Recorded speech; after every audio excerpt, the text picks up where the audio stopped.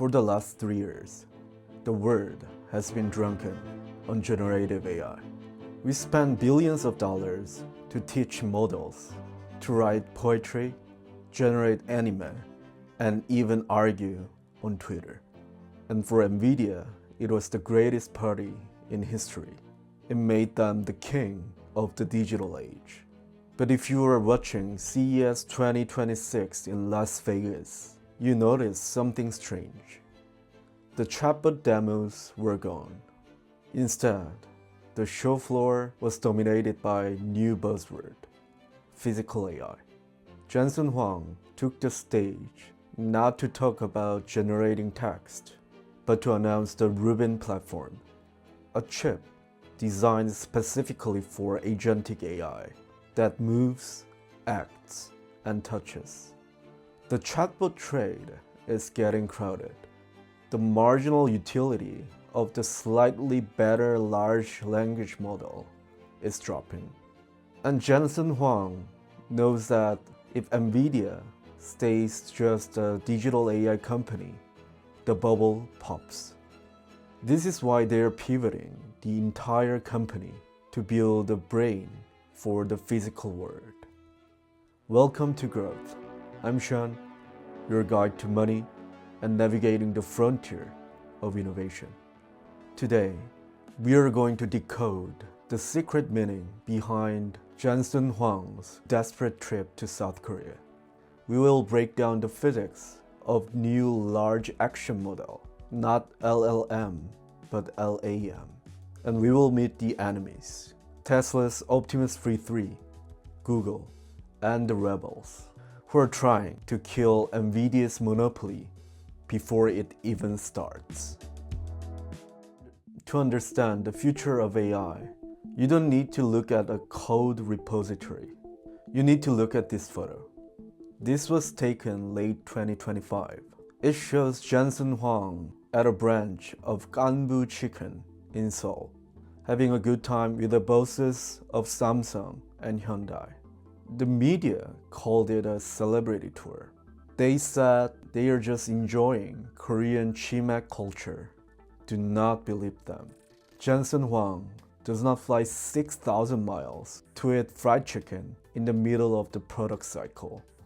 He was there because he's terrified. Nvidia has a supply chain problem that threatens to derail the entire Rubin launch. See the new Vera Rubin superchip. It is a beast. It combines one CPU and two GPUs into single processor. But to fit that beast, you need a HBM4, the next generation of high bandwidth memory. And right now, the world is running out of it. SK Hynix, the market leader, is reportedly sold out their advanced chips through 2026. Micron is building aggressively, but their capacity is fully booked. That leaves Samsung, the sleeping giant that has been struggling. Reports from TrendForce confirm that mass production of HBM4 has been delayed to the end of first quarter 2026 because Nvidia changed the specs at the last minute. Jensen wasn't in Seoul for dinner. He was there to secure the last remaining capacity on Earth. He needs Samsung to triple their shipments this year, because if they don't, Nvidia cannot ship the Rubin. If they cannot ship the Rubin, the robot revolution is dead on arrival. So why is the memory so critical? Because we are moving from large language models to large action models. If a robot knocks over a glass, it doesn't need to know the next word. It needs to know the next state of physics. It needs to know that the gravity pulls the water down, that the glass shatters on impact, and that the floor becomes slippery. A large language model cannot do this. It hallucinates. And in robotics, a hallucination isn't a glitch. it's a casualty. This is Project Cosmos, an Nvidia's attempt to build a world foundational model. They're not just training a robot to walk.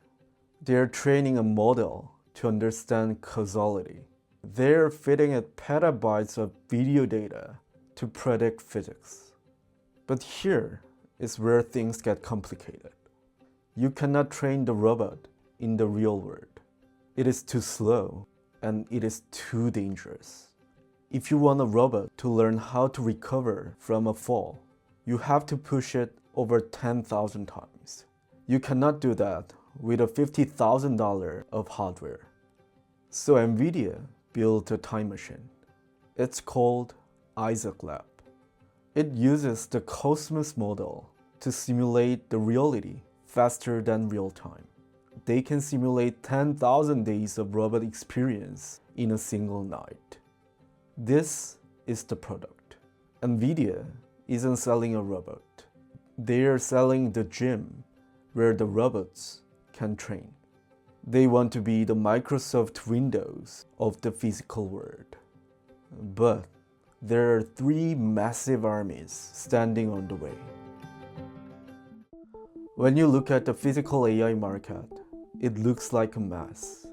But it actually breaks down into three distinct ideologies, and each one is trying to breach Nvidia's defensive wall from a different angle. First, the hostile nation-state, Tesla.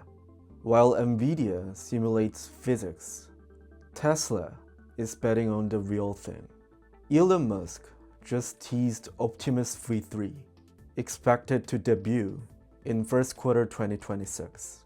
The specs are terrifying. The new hands now have 22 degrees of freedom, almost double the previous version. Tesla isn't an Nvidia customer. They are building their own Dojo supercomputers. If Tesla's real data turns out to be better than Nvidia's synthetic data, the Nvidia's moat evaporates. Second, the hyperscalers, Google and Meta. They don't care about the robot body. They want to own the mind. Google DeepMind is building RTX, a general-purpose robot brain trained on YouTube videos. But the bigger threat is Meta. Just like Mark Zuckerberg's open-source Llama to try to destroy OpenAI, he's preparing open-source physical world models. His goal is to make the brain free, so that Nvidia becomes nothing more than a commodity hardware vendor. And finally, the rebels. Intel, IBM, and startups like Inotera. We covered this deeply in our last video, but here's the short version. Nvidia's chips are power hungry. The new Rubin platform is powerful, but it burns watts like a data center. But a robot runs on a battery. The rebels are building neuromorphic chips, processors that work like the human brain. They don't run constantly. They only fire when they see movement. If the market shifts toward battery life over raw computing, the rebels will win. So, where does this leave us? For last 10 years, the smart money was in the cloud. It was about centralizing intelligence in massive server farms. That era is ending. The next 10 years is about the edge. It is about pushing intelligence out into the world, into cars, into factories, and into humanoids. Nvidia is currently the favorite to win this new world. They have the Rubin chip, they have the Isaac simulation, and they have the momentum.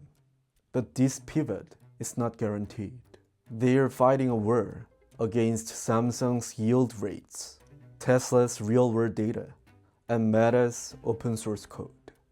If they solve the sim-to-real gap, Nvidia will become the infrastructure of the existence.